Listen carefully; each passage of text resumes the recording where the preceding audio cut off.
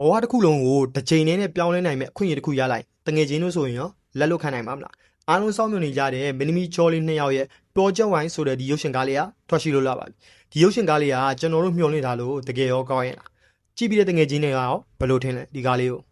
ဇက်လန်လေးကတော့ယုံမီစွန်းဟာကလပ်ပြော့မဲ့သူဖြစ်ပြီးတော့ငွေအလုံးလောက်စုမိသွားတာမို့ဒီလောကကနေအနားယူတော့ဖို့ပြင်ဆင်နေသူတယောက်ပါတငယ်ချင်းဖြစ်သူဤသူကြောင်ကတော့ယုံမီစွန်းနဲ့အတူနေထိုင်ပြီးတော့ယုံမီစုအလုပ်သွားအလုပ်ပြန်ကားနဲ့အချို့ပို့လုပ်ပြီးနေဘွားကိုဖျက်တမ်းနေသူတယောက်ပါတယောက်အပြင်တယောက်မရှိတဲ့အချစ်ဆုံးတငယ်ချင်းဖြစ်ကြတဲ့ယုံမီစွန်းနဲ့ဤသူကြောင်တို့ဟာလက်ရှိအောက်ခြေဘွားကနေရုံထွက်နိုင်မှုအတွက်ကြက်ကုတ်ကြက်ကဲပတ်စံစုလာခဲ့ကြပေမဲ့အကန့်အကြောင်းမလှပဲနဲ့ဘီလာမှာနေဖို့စာချုပ်ချုပ်ထားတဲ့ပတ်စံ3,900ကမန်နေဂျာချွဲဆိုတဲ့သူရဲ့လိန်လေချင်းကိုခံလိုက်ရတဲ့ပြင်အဲ့ဒီလူလိန်ကတေပါတေဆုံးသွားပါတော့တယ်ဒီလိုနဲ့သူတို့နှစ်ယောက်လမ်းပြောင်းနေကြစင်မှာပဲသူတို့ရဲ့ကလပ်တသေးထိုးဆိုတဲ့သူကကြောင်ကီတိုတနေရာမှာငွေသား3,900မြုပ်ထားတဲ့ဆိုတဲ့သတင်းကိုကြားသိလိုက်ရတဲ့အခါမှာတော့အဲ့ဒီငွေတွေကိုခိုးယူဖို့ကြံစီကြပါတော့တယ်သူတို့နှစ်ယောက်အဲ့ဒီငွေတွေကိုရှာတွေ့ပါမလားဘယ်လိုအန်ဒီအနေနဲ့ရင်ဆိုင်ရမလဲသူတို့ကလပ်တသေးထိုးကရောဘယ်လိုမျိုးတွေတုတ်ပြတ်မလဲဆိုတော့ကိုရင်တထိတ်ထိတ်နဲ့စိတ်ဝင်စားပွဲကြည့်ရမယ်ဇာကားလေးပဲဖြစ်ပါတယ်အဓိကတရုတ်ဆောင်နေအနေနဲ့ကတော့မင်းသမီးကျော်လေးဟန်ဆိုကြီးမင်းသမီးဂျန်ဂျုံဆိုးနဲ့နာမည်ကြီးတရုတ်ဆောင်များစွာပါဝင်ထားပါတယ်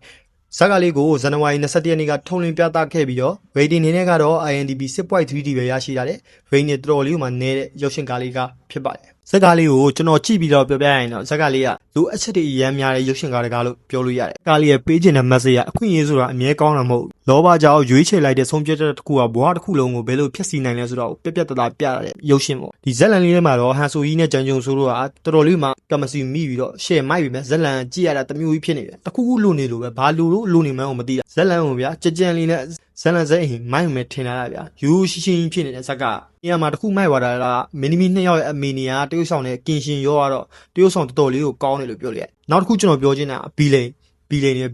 ဗျာဇက်ယူနဲ့မလိုက်တာလားဘာလာတော့မသိကြည့်ရတာလုံးဝအဆင်မပြေနေဘူးဘီလိန်ဆိုတာဗျာကျန်းနေရမယ်ကျန်းတဲ့မှုကြီးကိုမရနိုင်ဘူးတမျိုးကြီးဗျာတစ်ခုခုလိုနေလို့ဖြစ်နေရုပ်ရှင်ကဒီဇက်ကာကိုဘယ်လိုလူမျိုးတွေကြည့်တင်လဲဆိုရင်တော့မင်းသမီးဥဆောင်တဲ့ဇက်လန်ပုံစံမျိုးတွေကြိုက်တဲ့လူတွေမင်းသမီးဟန်ဆိုကြီးနဲ့ဂျန်ဂျုံစောတို့ရဲ့ fan ဆိုရင်တော့ကြည့်တင်ပါတယ်ဇက်လန်ဇက်အိမ်ကိုတော့အရန်ကြီးမျှော်မှန်းထားပါနဲ့တကယ်ချင်းတို့ထင်သားသလို action ခံ fight တဲ့ခံတွေအများကြီးပါမယ်လို့တော့မျှော်လင့်ထားကြပါတယ်တကယ်ချင်းထင်တယ်တော့မဟုတ်ဇက်ကာလေးကနည်းနည်းရိုးရှင်းဇက်ကာလေးပါပဲဒီဇက်ကာလေးကိုကြည့်ချင်တဲ့တကယ်ချင်းတွေအတွက်ဒီဗီဒီယိုရဲ့ comment မှာကျွန်တော်လေးချခဲ့ပေးပါမယ်အဲ့ဒီမှာသွားကြည့်လို့ရပါတယ်ကျွန်တော်ဗီဒီယိုလေးကိုကြိုက်နေတတ်တယ်ဆိုရင် like and share follow လေးလုပ်ခဲ့ပေးကြအောင်နောက်ဗီဒီယိုမှာပြန်လည်ဆုံတွေ့ကြမယ်နော်ဗီဒီယိုလေးကိုအဆုံးထိကြည့်ပေးကြတဲ့တယောက်ချင်းတိုင်းကိုကျေးဇူးများတင်